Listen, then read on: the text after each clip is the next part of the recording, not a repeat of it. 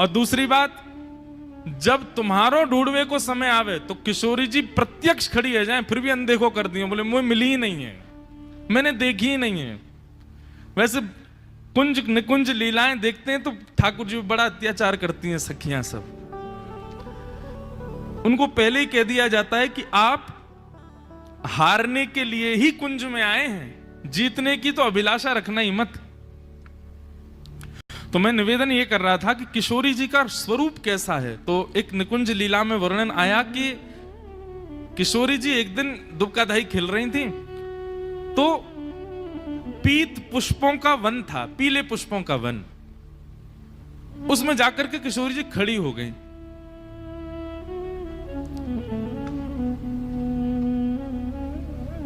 संभवतः उस दिन ठाकुर जी नील वर्ण की पोशाक पहन के आए थे और किशोरी जी पीत वर्ण की पोशाक।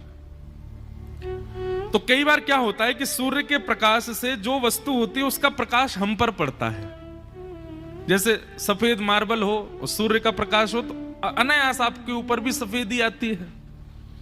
तो सूर्य के प्रकाश से पीत पुष्पों के प्रकाश किशोरी जी पे पड़ने लगा और ऐसा प्रकाश पड़ा कि ठाकुर जी सामने खड़े हैं, फिर भी किशोरी जी उनको दिखी नहीं, वो पुष्प जैसी ही हो गई, उनका वर्ण वैसा ही हो गया। ठाकुर जी बोले मैं ऐसा करूंगा, लेकिन ठाकुर जी ये भूल जाएं कि मैं तो सांवरा हूं, कितनों प्रकाश कर लो कारो कारो अलग ही दिखूंगा। किशोरी जी का स्वरूप ऐसा है, गौर वर्णा है, तप्त कांचन गौरांगी हैं, वो जिस स्थान पर जाती है वहां का रंग उनके ऊपर आ जाता है। पर ठाकुर जी तो गहरे रंग के, सावरे रंग के, बेचारे जहां जहां वहीं पकड़ लिए जाएं। बस एक ही जगह है जहां ठाकुर जी पकड़े नहीं जा सकते, अमावस्या की रात्रि। वहां में तो ठाकुर जी तभी मिलेंगे जब हंसेंगे, जब दांत दिखें तब पता चलो ओ ये खड़ो कन्हैया। नहीं तो ठाकुर जी तो अंधियारी रात में खो जाएं, मिले ही ना। एक पद में गाया करता हूं ना, ठाकुर जी किशोरी जी के पास एक दिन दर्पण लेके आए। अच्छा, ठाकुर जी सब जगह अपने मान की इच्छा नहीं रखते, पर किशोरी जी नेक बड़ाई करने मेरी या के लिए ठाकुर जी पूरे दिन घूमते रहे। अब यहां पे इस पद में कह रहे हैं, राधा प्यारी तुम्हें लागत हूं मैं कैसो। ऐसा ही एक पद सूरदास जी का है, उसमें ठाकुर जी कहते हैं, हे श्यामाजू नेक दर्पण में देख के तो बताओ हम दोनों में सुंदर कौन है।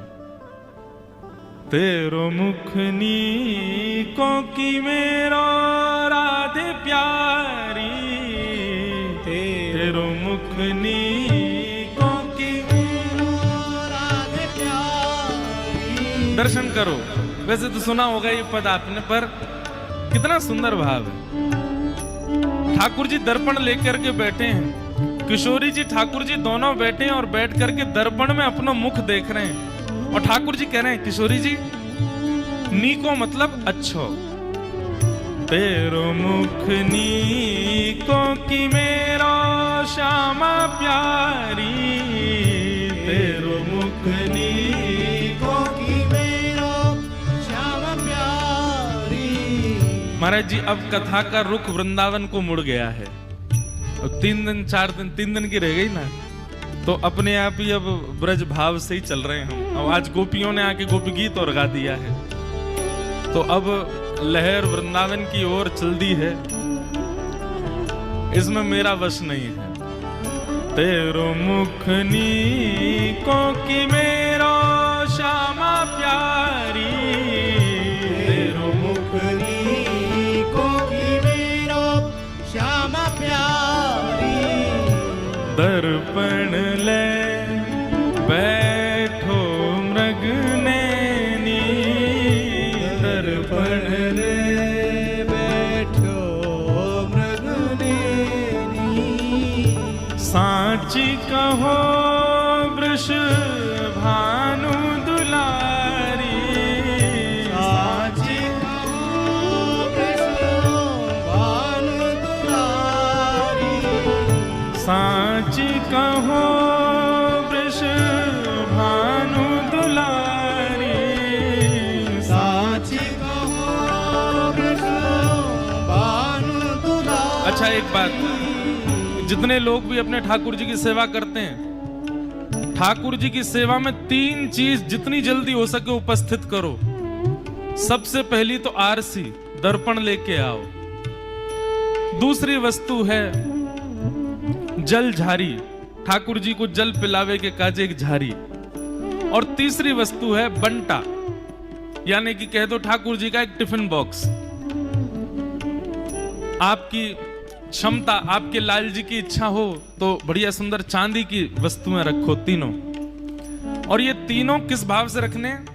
ठाकुर जी का श्रृंगार करने के बाद में आरसी जरूर दिखानी चाहिए। हमारे व्रज के भाव में तो ऐसा है कि ठाकुर जी का जो विग्रह है ना वो श्री कृष्ण है, और ठाकुर जी का जो श्रृंगार है वो श्री किशोरी जी हैं। तो ठाकुर जी आरसी इसलिए नहीं देखते कि मुझे दिखाओ मैं कैसा लग रहा हूं। ठाकुर जी आरसी इसलिए देखते हैं कि नहीं दिखाओ तो सही, आज श्री जी कितनी आई है मेरे ऊपर, आज किशोरी जी ने कितनी कृपा करी है मेरे ऊपर। तो इसलिए ठाकुर जी को आरसी दिखाई जाती है। और आरसी भी दिखाते कैसे? पहले ठाकुर जी को दिखाओ।